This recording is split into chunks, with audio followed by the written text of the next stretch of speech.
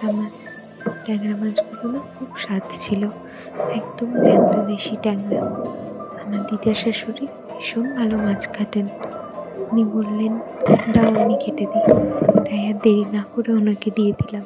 আমি বললাম, তুমি কেটে দাও, আমি নুন হলুদ মাখিয়ে মাছটাকে ফ্রিজে তুলে রাখি, যেটা আজকে করবো সেটা রেখে বাকিটা ফ্রিজে তুলে রাখি।